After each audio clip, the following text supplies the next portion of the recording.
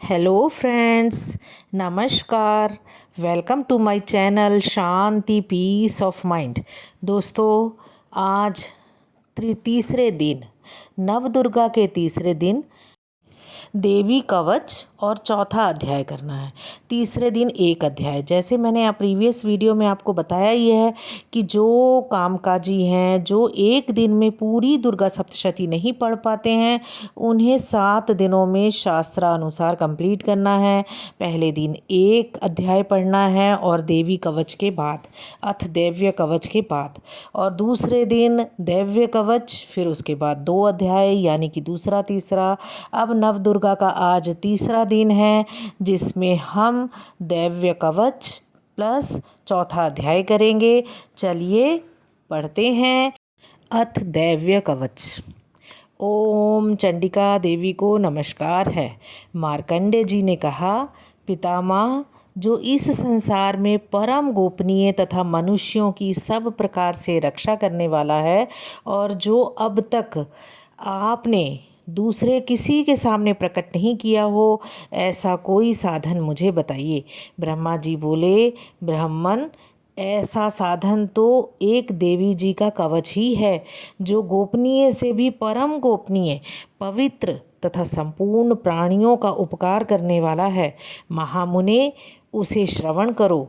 देवी जी की 9 मूर्तियां हैं, जिन्हें नव दुर्गा कहते हैं। उनके पृथक पृथक नाम बतलाए जाते हैं। प्रथम नाम शैलपुत्री है, और दूसरी माता का नाम ब्रह्मचारिणी है, और माता का तीसरा स्वरूप चंद्रघंटा है। चौथा स्वरूप माता का कुष्मांडा है, और 5वीं दुर्गा जी का नाम स्कंद माता है। देवी के छठे स्वरूप को कात्यायनी कहते हैं। 7वां स्वरूप कालरात्रि और 8वें स्वरूप को महागौरी के नाम से प्रसिद्ध है, और 9वीं दुर्गा जी का नाम सिद्धिदात्री है। ये सब नाम सर्वज्ञ महात्मा वेद भगवान के द्वारा ही प्रतिपादित हुए हैं। जो मनुष्य अग्नि में जल रहा हो, रणभूमि में शत्रुओं से घिर गया हो, विषम संकट में फंस गया हो, तथा इस प्रकार भय से आतुर होकर जो भगवती दुर्गा की शरण में प्राप्त हुए हों, उनका कभी कोई अमंगल नहीं होता। युद्ध के समय संकट में पड़ने पर भी उनके ऊपर कोई विपत्ति नहीं दिखाई देती। उन्हें शोक, दुख और भय प्राप्ति नहीं होती। जिन्होंने भक्ति पूर्वक देवी का स्मरण किया है, उनका निश्चय ही अभ्युदय होता है। देवेश्वरी, जो तुम्हारा चिंतन करते हैं, उनकी तुम निस्संदेह रक्षा करती हो। चामुंडा देवी प्रेत पर आरूढ़ होती है। वाराही भैंसे पर सवारी करती है। ऐन्द्री का वाहन ऐरावत हाथी है। वैष्णवी देवी गरुड़ पर ही आसन जमाती हैं। माहेश्वरी वृषभ पर आरूढ़ होती हैं। कौमारी का वाहन मयूर है। भगवान विष्णु की प्रियतमा लक्ष्मी देवी कमल के आसन पर विराजमान है। हाथों में कमल धारण किए हुए हैं। वृषभ पर आरूढ़ ईश्वरी देवी ने श्वेत रूप धारण कर रखा है। ब्राह्मी देवी हंस पर बैठी हुई हैं और सब प्रकार के आभूषणों से विभूषित हैं। इस प्रकार ये सभी माताएं सब प्रकार की योग शक्ति से संपन्न हैं। इनके सिवा और भी बहुत सी देवियां हैं, जो अनेक प्रकार के आभूषणों की शोभा से युक्त तथा नाना प्रकार के रत्नों से सुशोभित हैं। ये संपूर्ण देवियां क्रोध में भरी हुई हैं और भक्तों की रक्षा के लिए रथ पर बैठी दिखाई देती हैं। ये शंख, चक्र, गदा, शक्ति, हल, मूसल, खेटक और तोमर, परशु तथा पाश, कुंत और त्रिशूल एवं उत्तम शार्ंग धनुष आदि अस्त्र शस्त्र अपने हाथों में धारण करती हैं। दैत्यों के शरीर का नाश करना, भक्तों को अभय दान देना और देवताओं का कल्याण करना, यही उनका शस्त्र धारण करने का उद्देश्य है। महान रौद्र रूप, अत्यंत घोर पराक्रम, महान बल और महान उत्साह वाली देवी, तुम महान भय का नाश करने वाली हो। तुम्हें नमस्कार है। तुम्हारी ओर देखना भी कठिन है। शत्रुओं का भय बढ़ाने वाली जगदम्बिके, मेरी रक्षा करो। पूर्व दिशा में ऐन्द्री मेरी रक्षा करे, अग्नि कोण में अग्नि शक्ति, दक्षिण दिशा में वाराही तथा नैऋत्य कोण में खड्ग धारिणी मेरी रक्षा करे, पश्चिम दिशा में वारुणी और वायव्य कोण में मृग पर सवारी करने वाली देवी मेरी रक्षा करे, उत्तर दिशा में कौमारी और ईशान कोण में शूल धारिणी देवी रक्षा करे। ब्रह्माणी तुम ऊपर की ओर से मेरी रक्षा करो और वैष्णवी देवी नीचे की ओर से मेरी रक्षा करे। इसी प्रकार शव को अपना वाहन बनाने वाली चामुंडा देवी दसों दिशाओं में मेरी रक्षा करे। जया आगे से और विजया पीछे की ओर से मेरी रक्षा करे। वाम भाग में अजिता और दक्षिण भाग में अपराजिता रक्षा करे। उद्योतनी शिखा की रक्षा करे। उमा मेरे मस्तक पर विराजमान होकर रक्षा करे। ललाट में मालाधारी रक्षा करे और यशस्वनी देवी मेरी भौहों का संरक्षण करे। भौहों के मध्य भाग में त्रिनेत्रा और नथुनों की यम घंटा देवी रक्षा करे।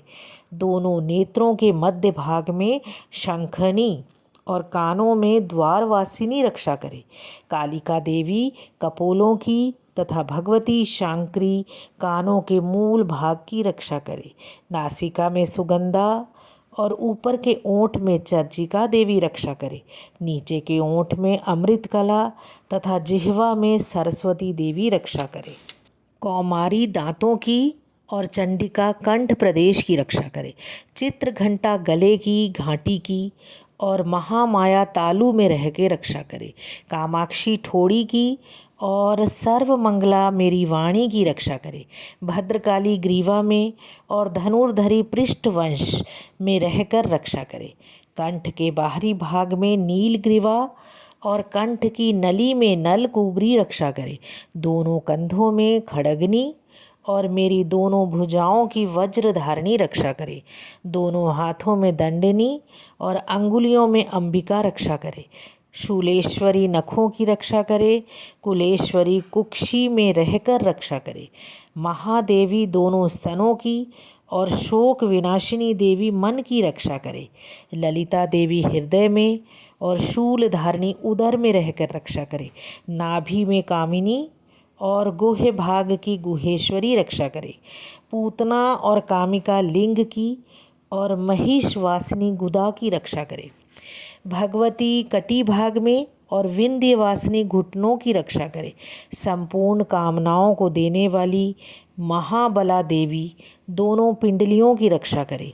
नारसिंही दोनों घुटियों की और तेजसी देवी दोनों चरणों के पृष्ठ भाग की रक्षा करे।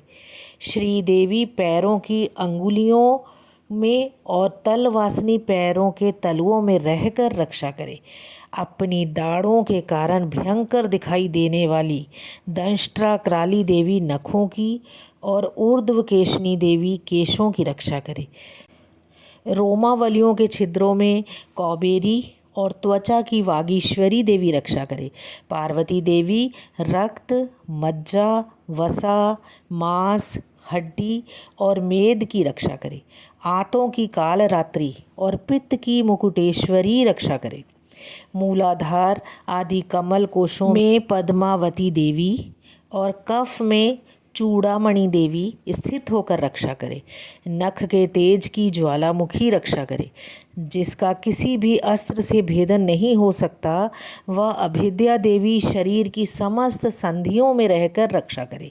ब्रह्माणी आप मेरे वीर्य की रक्षा करें। क्षत्रेश्वरी छाया की तथा धर्मधारिणी देवी मेरे अहंकार, मन और बुद्धि की रक्षा करें। हाथ में वज्र धारण करने वाली वज्रहस्ता देवी मेरे प्राण, अपान, व्ययान, उदान और समान वायु की रक्षा करें। कल्याण से शोभित होने वाली भगवती कल्याण शोभना मेरे प्राण की रक्षा करे। रस, रूप, गंध, शब्द और स्पर्श इन विषयों का अनुभव करते समय योगिनी देवी रक्षा करे और सत्व गुण, रजोगुण और तमोगुण की रक्षा सदा नारायणी देवी करे। वाराही आयु की रक्षा करे, वैष्णवी धर्म की रक्षा करे तथा चक्रणी देवी यश, कीर्ति, लक्ष्मी, धन तथा विद्या की रक्षा करे। इंद्राणी, आप मेरे गोत्र की रक्षा करें। चंडिके, तुम मेरे पशुओं की रक्षा करो। महालक्ष्मी, पुत्रों की रक्षा करे। और भैरवी, पत्नी की रक्षा करे। मेरे पथ की सुपथा तथा मार्ग की क्षेम करी रक्षा करे।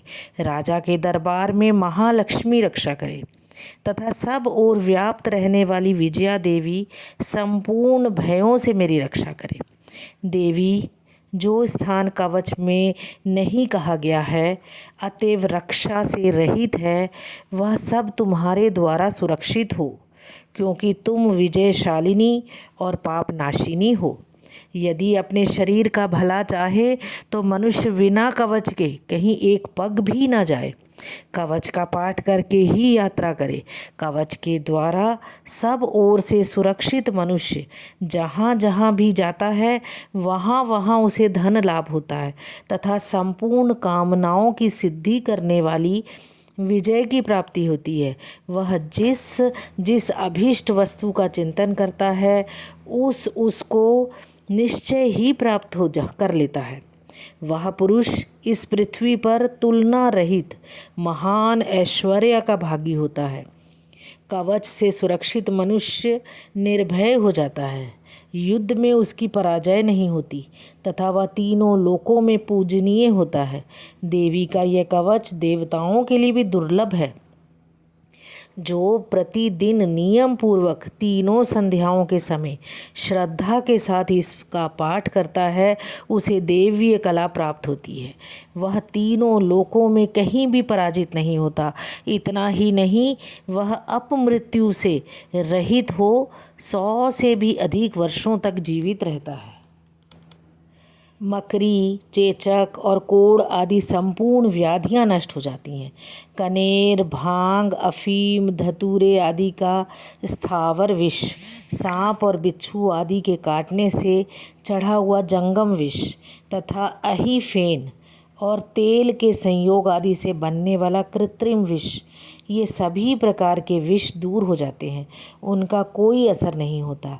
इस पृथ्वी पर मारण, मोहन आदि जितने अभिचारिक प्रयोग होते हैं तथा इस सब के जितने मंत्र यंत्र होते हैं, ये सब इस कवच को हृदय में धारण कर लेने पर उस मनुष्य को देखते ही नष्ट हो जाते हैं। ये ही नहीं, पृथ्वी पर विचरने वाले ग्राम देवता, आकाशचारी, देव विशेष, जल के संबंध में प्रकट होने वाले गुण, उपदेश मात्र से सिद्ध होने वाले निम्न कोटि के देवता, अपने जन्म के साथ प्रकट होने वाले देवता, कुल देवता, माला, डाकिनी, शाकिनी, अंतरिक्ष में विचरने वाली अत्यंत बलवती भयानक डाकनियाँ, ग्रह, भूत, पिशाच, यक्ष, गंधर्व, राक्षस, ब्रह्म राक्षस, बेताल, कुष्मांड और भैरव आदि अनिष्टकारक देवता भी हृदय में कवच धारण किए रहने पर उस मनुष्य को देखते ही भाग जाते हैं। कवचधारी पुरुष को राजा से सम्मान वृद्धि प्राप्त होती है। यह कवच मनुष्य के तेज की वृद्धि करने वाला और उत्तम है। कवच का पाठ करने वाला पुरुष अपनी कीर्ति से विभूषित भूतल पर अपने सुयश के साथ साथ वृद्धि को प्राप्त होता है। जो पहले कवच का पाठ करके उसके बाद सप्तशती चंडी का पाठ करता है, उसकी जब तक वन, पर्वत और काननों सहित ये पृथ्वी टिकी रहती है तब तक यहाँ पुत्र पौत्र आदि संतान परंपरा बनी रहती है। फिर देह का अंत होने पर वह पुरुष भगवती महामाया के प्रसाद से उस नित्य परम पद को प्राप्त होता है जो देवताओं के लिए भी दुर्लभ है। वह सुंदर दिव्य रूप धारण करता है और कल्याणमय शिव के साथ आनंद का भागी होता है। जय माता दी। चतुर्थ अध्याय। इंद्र आदि देवताओं द्वारा देवी की स्तुति। सिद्धि की इच्छा रखने वाले पुरुष जिनकी सेवा करते हैं तथा देवता जिन्हें सब ओर से घेरे रहते हैं, उन जया नामावली दुर्गा देवी का ध्यान करें। उनके श्री अंगों की आभा काले मेघ के समान श्याम है। वे अपने कटाक्षों से शत्रु समूह को भय प्रदान करती है। उनके मस्तक पर आबद्ध चंद्रमा की रेखा शोभा पाती है। वे अपने हाथों में शंख, चक्र, कृपाण और त्रिशूल धारण करती हैं। उनके 3 नेत्र हैं। वे सिंह के कंधे पर चढ़ी हुई है और अपने तेज से तीनों लोकों को परिपूर्ण कर रही है। ऋषि कहते हैं, अत्यंत पराक्रमी दुरात्मा महिषासुर तथा उसकी दैत्य सेना के देवी के हाथ से मारे जाने पर इंद्र आदि देवता प्रणाम के लिए गर्दन तथा कंधे झुकाकर उस भगवती दुर्गा का उत्तम वचनों द्वारा स्तवन करने लगे। उस समय उनके सुंदर अंगों में अत्यंत हर्ष के कारण रोमांच हो आया था। देवता बोले, संपूर्ण देवताओं की शक्ति का समुदाय ही जिनका स्वरूप है तथा जिन देवी ने अपनी शक्ति से संपूर्ण जगत को व्याप्त कर रखा है, समस्त देवताओं और महर्षियों की पूजनीय उन जगदम्बा को हम भक्ति पूर्वक नमस्कार करते हैं। वे हम लोगों का कल्याण करें। जिनके अनुपम प्रभाव और बला का वर्णन करने में भगवान शेषनाग, ब्रह्मा जी तथा महादेवी जी का भी समर्थ नहीं है, वे भगवती चंडिका संपूर्ण जगत का पालन एवं अशुभ भय का नाश करने का विचार करे।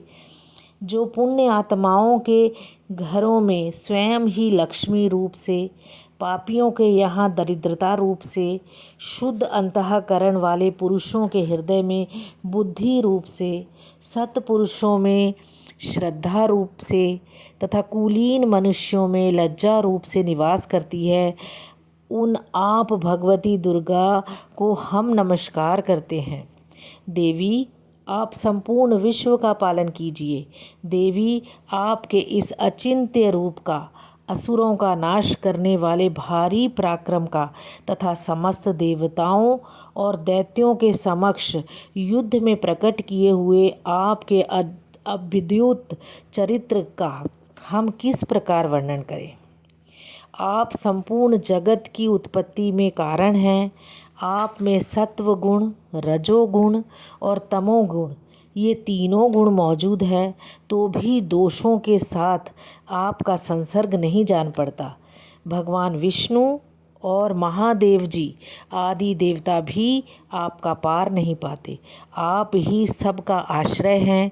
यह समस्त जगत आपका अंशभूत है, क्योंकि आप सबकी आदिभूत अव्याकृता परा प्रकृति हैं।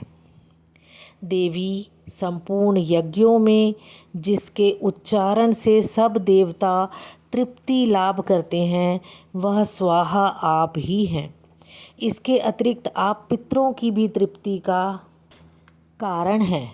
अतएव सब लोग आपको स्वधा भी कहते हैं।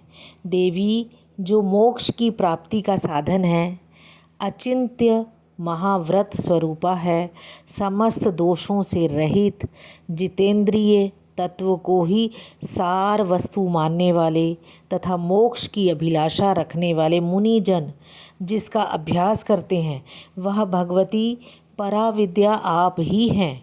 आप शब्द स्वरूपा हैं। अत्यंत निर्मल ऋग्वेद, यजुर्वेद, उद्गीत के मनोहर पदों के पाठ से युक्त सामवेद का भी आधार आप ही हैं। आप देवी त्रयी और भगवती छयों ऐश्वर्यों से युक्त हैं। इस विश्व की उत्पत्ति एवं पालन के लिए आप ही वार्ता के रूप में प्रकट हुई हैं। आप संपूर्ण जगत की घोर पीड़ा का नाश करने वाली हैं। देवी, जिससे समस्त शास्त्रों के सार का ज्ञान होता है, वह मेधा शक्ति आप ही हैं। दुर्गम भव सागर से पार उतारने वाली नौका रूप दुर्गा देवी आप ही हैं। आपकी कहीं भी आसक्ति नहीं है। कैटभ के शत्रु भगवान विष्णु के वक्ष स्थल में एकमात्र निवास करने वाली भगवती लक्ष्मी तथा भगवान चंद्रशेखर द्वारा सम्मानित गौरी देवी भी आप ही हैं।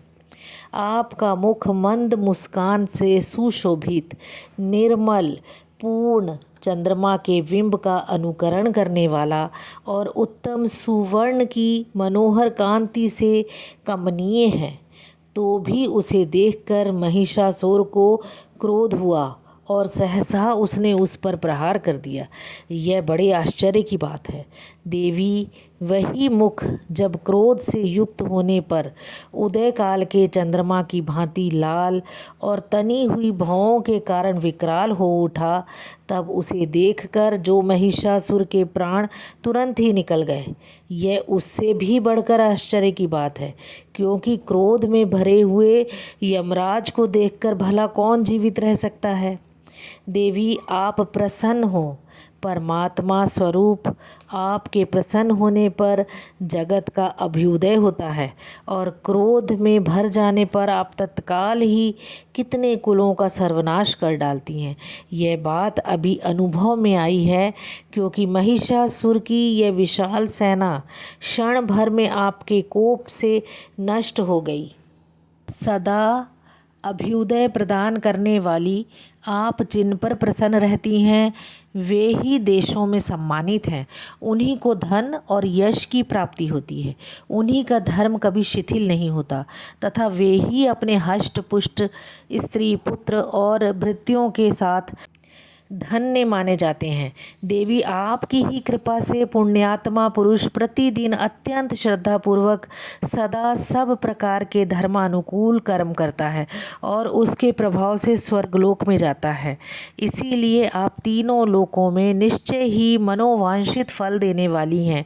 माँ दुर्गे आप स्मरण करने पर सब प्राणियों का भय हर लेती हैं और स्वस्थ पुरुषों द्वारा चिंतन करने पर उन्हें परम कल्याणमयी बुद्धि प्रदान करती हैं।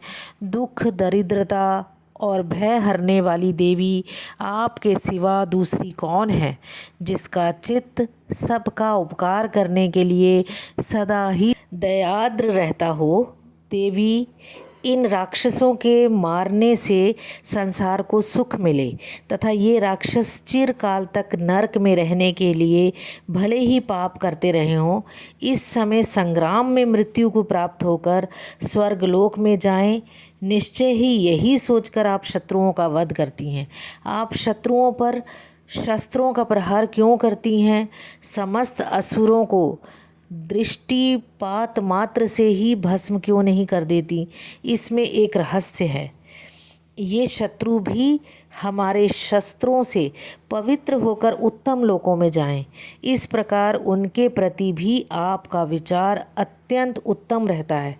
खड्ग के तेज पुंज की भयंकर दीप्ति से तथा आपके त्रिशूल के अग्रभाग की घनीभूत प्रभा से चौंधिया कर जो असुरों की आंखें फूट नहीं गई, उसमें कारण यही था कि वे मनोहर रश्मियों से युक्त चंद्रमा के समान आनंद प्रदान करने वाले आपके इस सुंदर मुख का दर्शन करते थे।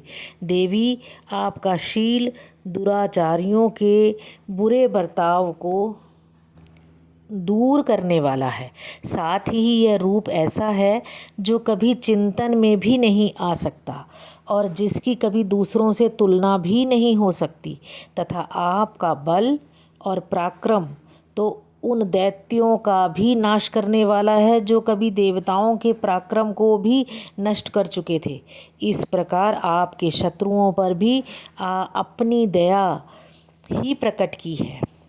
वरदायिनी देवी आपके इस पराक्रम की किसके साथ तुलना हो सकती है, तथा शत्रुओं को भय देने वाला एवं अत्यंत मनोहर ऐसा रूप भी आपके सिवा और कहाँ है।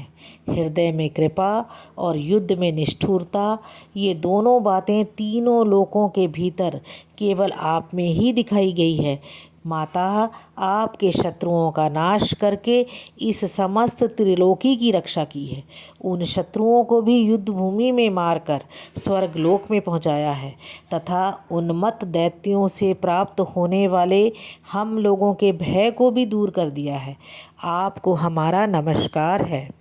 देवी आप शूल से हमारी रक्षा करें।